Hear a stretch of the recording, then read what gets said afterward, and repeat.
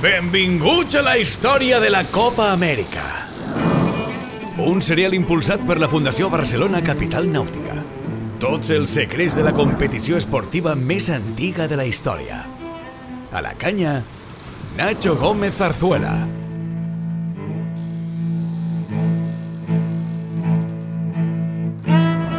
Benvinguts a la 8ª entrega del serial sobre la Copa Amèrica. I us he de dir, abans de començar, que a cada episodi que em submergeixo fa que em quedi encara més embruixat amb la història d'aquesta competició i em reafirma la idea prèvia que tenia que la Copa Amèrica és, sens dubte, el torneig més interessant des del punt de vista de la investigació i la història esportives. Però vinga, anem per feina. Cal recordar que els classe J són els velers més impressionants de la història de la Copa Amèrica i que només van tenir 3 edicions de vida, les de 1930, 1934 i 1937. Una de les raons que els fa tan mítiques és que només es van construir 10 models de classe J originals, els 6 participants a les 3 edicions, el Shamrock 5, l'Enterprise, l'Endeavour, el Rainbow, el Ranger i l'Endeavour 2, i 3 més que van participar en els desafiaments de participants americans, que van ser el Witamo, el Yankee i el Whirlwind, i un classe J anglès, l'espectacular Velsheda, que segueix navegant després d'un profund refit i que compta en la seva tripulació actual amb l'espanyol Willy Altadín. D'altra banda, els velers anteriors es van remodelar per adaptar-se a les regles de la classe, com el Britannia o el Cambria, i amb l'entrada en aquest segle XXI va tornar la febre pels J, i s'han construït fins a 6 nous models amb els planos originals dels mítics exemplars de la dècada dels anys 30, entre els quals hi ha el Lionheart, en què navega Carlos Puro Ruigómez. Posats en context, repassarem com va ser les edicions en què van participar. La primera ja la vam analitzar en el segon dels capítols que dediquem a Sir Thomas Lipton i que va concloure amb la mort del genial irlandès i la victòria de l'Enterprise sobre el Shamrock 5.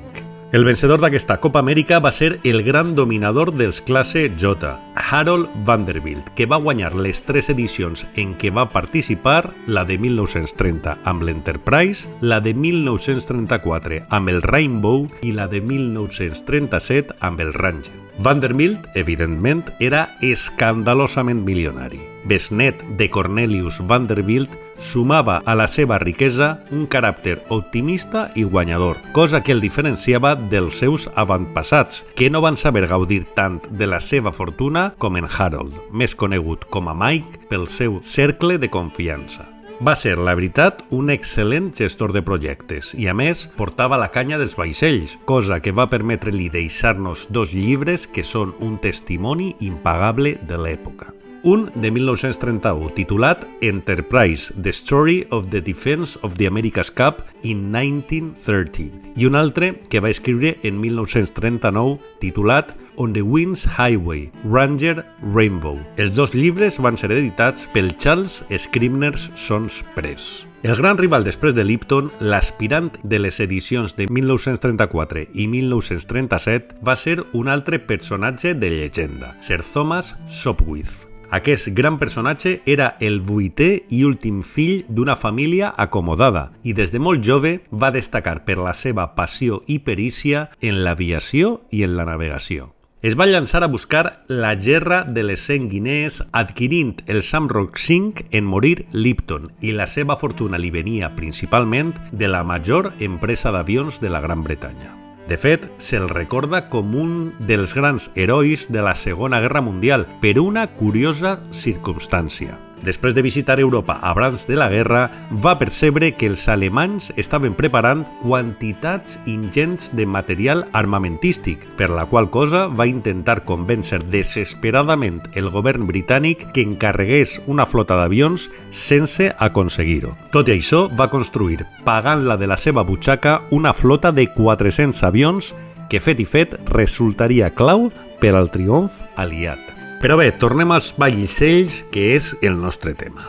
La persecució de la Copa Amèrica per part de Sir Thomas Sopwith va arrencar un 18 d'octubre de 1933, el dia en què el diari The Times publica a la seva pàgina 26, secció d'esports, el desafiament del Royal Yacht Squadron que, a més, estava fora de la competició des de 1895 per l'enrabiada que havien agafat amb els americans després de la polèmica derrota de Lord Dunraven. El dia 9 de novembre de 1933, el New York Yacht Club accepta el desafiament i es posa en marxa la construcció dels dos espectacular classe J que mesurarien les seves forces en aigües de Newport. Per part britànica, Sopwith seguís confiant en Camper a Nicholson per dissenyar l'Endeavour, mentre que Mike Vanderbilt li encarrega al mític Sterling Burgess el Rainbow, que, fet i fet, guanyaria amb moltíssimes dificultats la fase de selecció americana davant el Yankee. Només cal repassar la llista dels socis de Vanderbilt al sindicat americà per fer-se una idea del seu immens poder. Walter P. Chrysler i Alfred P. Sloan Jr., que eren president de Chrysler i de General Motors, 3 Vanderbilts més, JP Morgan i fins i tot George Roosevelt eren alguns dels membres del sindicat, entre d'altres amos del món.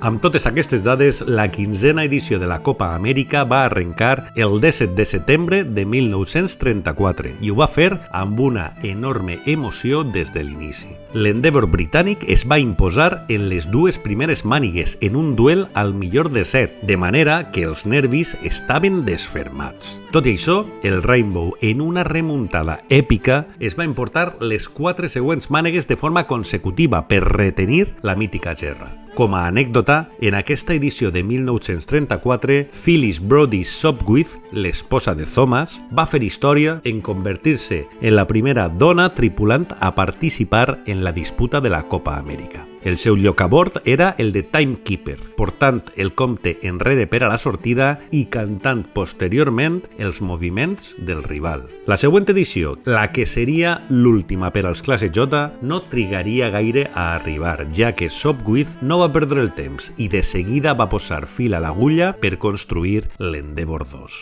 La 7a Copa Amèrica arribaria en 1937 i Harold Vanderbilt va tornar a demostrar els seus excel·lents dots organitzatius per emportar-se un triomf que, en aquesta ocasió, sí que va ser molt còmode.